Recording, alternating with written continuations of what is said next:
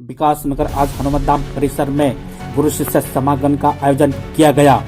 इस अवसर पर बीच 1997-98 के छात्रों ने अपने गुरुजनों को सम्मानित किया।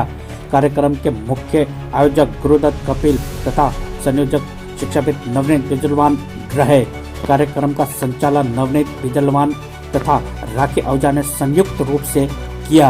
कार्यक्रम के प्रारंभ में गुरुदत्त कपिल ने कार्यक्रम का परिचय तथा इसके पश्चात नवनीत बिजलवान ने स्वागत उद्बोधन प्रस्तुत किया। कार्यक्रम में जिन गुरुओं को सम्मानित किया गया उनमें पूर्व प्रधानाचार्य भगवती प्रसाद पोखरियाल, राजेश डोभाल, वीके गर्ग, समय सिंह, संजय बिश्नोई, बलदेव सिंह, रमेश चंद गर्ग, कश्मीरी लाल, राजेंद्र प्रसाद अग्रवाल, मिथिलेश मैडम, नरेश रावत, मनोहर लाल असवाल आदि रहे। कार्यक्रम में विशिष्ट अतिथि के रूप में हनुमान धाम के अध्यक्ष विष्णु महावर, बलबीर ग्रोवर, राजकुमार जायसवाल, संजय किशोर महेंद्रो आदि उपस्थित रहे। आयोजक समिति के सदस्य छात्र अमित माथुर, पंकज ध्यानी, पुलिस इंस्पेक्टर कृष्णकांत, रचना, पुष्पा, नीरज, राजीव, दिनेंद्र आदि उपस्थित रहे। जबकि ऑस्ट्रेलिया से मनोज शर्मा, रश्मि नैना आदि एलईडी स्क्रीन से इस समागम में सम्मिलित हुए। नवनीत बिजलवान एवं गुरुदत्त कपिल ने सफल आयोजन में सहायक सभी जनों एवं मीडिया के वरिष्ठ पत्रकारों रुद्र बहादुर थापा, राहुल सिंह आदि का भी हार्दिक आभार व्यक्त किया। शिक्षकों को सम्मानित किया गया है, गुरु शिष्य समागम हुआ है, क्या कहना चाहिए? आज का जो कार्यक्रम रहा 1997-98 के आसाराम बाड़ी इंटर कॉलेज विकासनगर के विद्यार्थी के द्वारा उन्होंने अपने गुरुजनों का सम्मान किया और इसका नाम बहुत अच्छा दिया, गुरु शिष्य समागम, और बहुत पवित्र स्थान पर हुआ।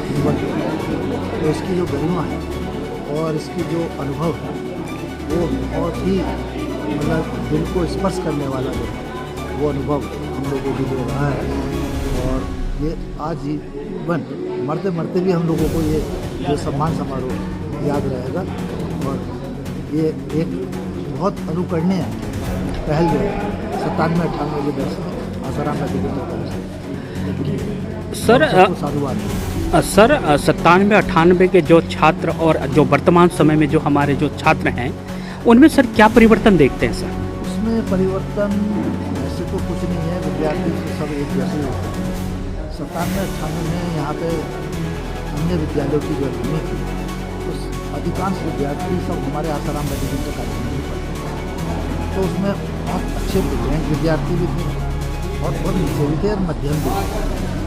लेकिन आज की तिथि में जो हमारे जैसे विद्यालय है इसमें टैलेंट जो है, टैलेंटेड विद्यार्थी वो कम आते हैं।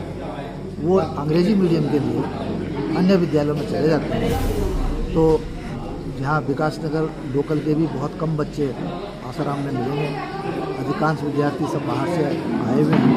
तो थोड़ा सा उनकी जो है कैलिपर में, उनके शैक्षिक स्तर में, बुद्धि स्तर में पहले से कम है सर। शासन में भी जैसे कि सर आसाराम वैदिक इंटर कॉलेज के जो छात्र हैं बहुत बड़े बड़े पदों पर पहुँचे हैं, जो कि आज आपने जैसे अंग्रेजी शिक्षा का आपने जिक्र किया सर, जबकि अंग्रेजी स्कूलों में पढ़े हुए बच्चे बहुत कम जो हैं ऐसे जो कि बड़े बड़े प्रतिष्ठित पदों पर पहुंचे हैं।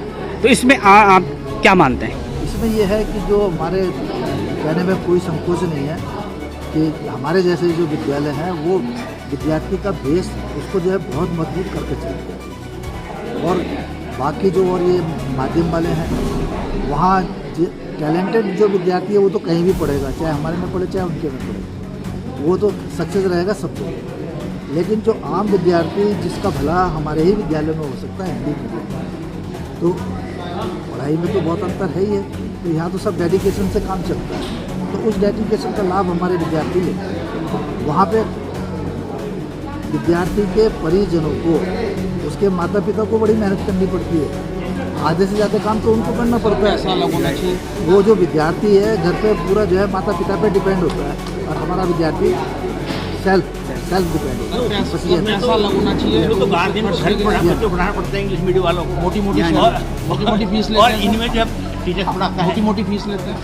आज आपने यहाँ का जो आसाराम वैदिक इंटर कॉलेज के जो 97-98 के जो गुरु शिष्य का समागम का कार्यक्रम किया है, ये आपके मन में कैसे विजन आया कि हम इस कार्यक्रम को आयोजित करें? देखिए, मैं सबसे पहले गुरु को प्रणाम करता हूँ अपने सभी, और गुरु का वंदन करता हूँ। और सबसे ये प्रोग्राम के लिए हमने 15 दिन पहले, मैं आपको बताया रुद्र बहादुर जी, कि ये सबसे पहले हमारे दिमाग में आया, तो मैं राखी से और नवनीत भाई से और नितिन भाई से इसका डिस्कस किया। मैंने कहा ऐसा प्रोग्राम करना चाहिए, तो उनको अच्छा लगा ये प्रोग्राम कि हाँ ये प्रोग्राम तो अच्छा है, तो इसको हम ग्रुप में डाल देते हैं। तो हमने ARVIC का 44 बच्चों का ग्रुप बनाया हुआ है, तो फिर हमने इस प्रोग्राम को ग्रुप पे डाला 44 बच्चों के। तो वहाँ भी अभी शुरू में तो रिस्पॉन्स नहीं आया। अच्छा, कुछ बच्चे हमारे ऊपर हंसे भी, उन्होंने कहा तुम ये प्रोग्राम शायद नहीं कर सकते, और ये प्रोग्राम अब आसाराम वैदिक इंटर कॉलेज के टीचर्स को बुलाना इतना आसान भी नहीं है कि भाई इतना सम्मानित टीचर है कि आप एकदम से बुला दोगे। तो लगा भी सबको कुछ को, पर हम अपने उससे उद्देश्य से हटे नहीं, अपने एम से हटे नहीं। हमें लगा कि नहीं, हम प्रोग्राम को कर सकते हैं। तो उसमें राखी का, नवनीत भाई का, नितिन का इतना सहयोग, और जितने भी हमारे टीचर वो बच्चे थे उनको लगा कि नहीं प्रोग्राम होना चाहिए। और सब ने हमने कलेक्शन रखा था छोटा सा, वो कलेक्शन के लिए देश विदेश से मनोज भाई हो गया, कह रहा नहीं मैं कलेक्शन करूँगा। ऐसे सब ने आना शुरू किया धीरे धीरे। और हमारे पास हमें भोजन की व्यवस्था करनी थी और सामान की व्यवस्था करनी थी।